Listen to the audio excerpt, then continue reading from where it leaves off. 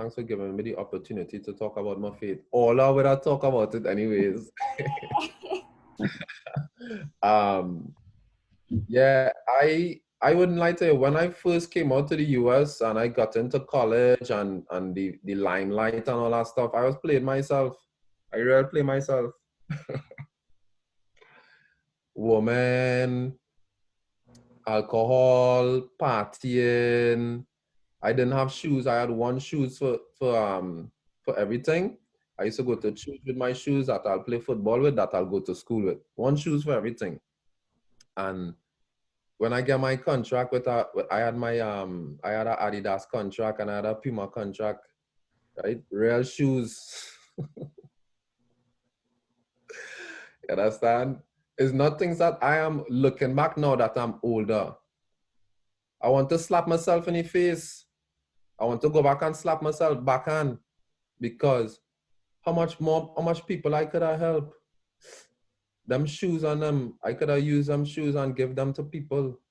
You understand? I get my blessings that God bless me with is to give to, is to help other people. It's not for me to take a bunch of shoes and hoard. What I gonna do with that? If I die in them moment, them shoes not coming with me. You understand? I have a one or two nice shoes I could wear. I could use my contract and whatever and give.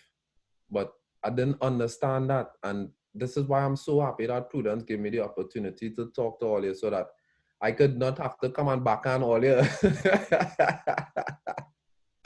Obviously, I ain't gonna do it. Obviously, I ain't gonna do that. But, you know, it's mistakes that I make in my life. And I play myself. I really play myself. And I spend a lot of money on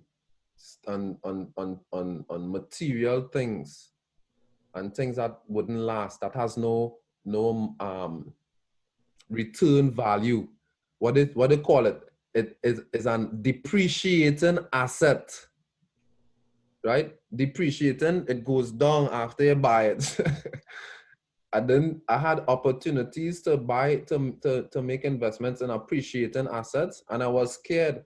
And I'll tell you why. I lacked financial education. And that is something that we as Black people, we do not have. And no disrespect to nobody, but even our parents not financially educated the way that they should be. I'm telling you. Or else none of we would have be like this. None of we would have be, all of we would have be floating. Come on. Right? So what is our job now? What is my job now? I have to tell the youths and them, learn finances, learn to budget. You understand? Learn about depreciating assets, learn about appreciating assets. When you go out in the club and you buy a bottle, that is a depreciating asset, brother. And the next day, you're gonna feel depreciated, hungover, dehydrated, you can't think straight, you poison your body. I used to drink real plenty, yeah? And injuries. When I was a pro, I used to party and thing too. For that part of my life that I didn't understand because I took counsel from somebody that I should not take counsel from, that told me, you know, your career short, enjoy it. Right? But when I look back, it was a functioning alcoholic I listened to. Right? And then when I started to dive into the Bible now, the Bible says, blessed is the man that walketh not in the counsel of the ungodly. And I listening to a drunk. Understand? And that take away 2 or 3 years of my life and money. And we know no good choices is come out from alcohol.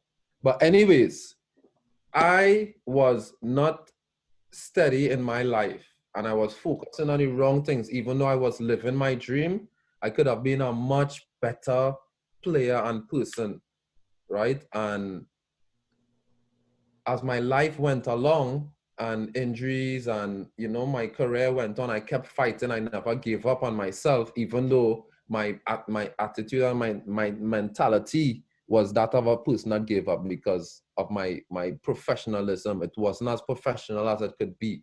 in terms of taking care of my body. What happened was, and this is a life lesson that you all need to learn. Life will give you blessings or curses according to the energy you give it. You understand?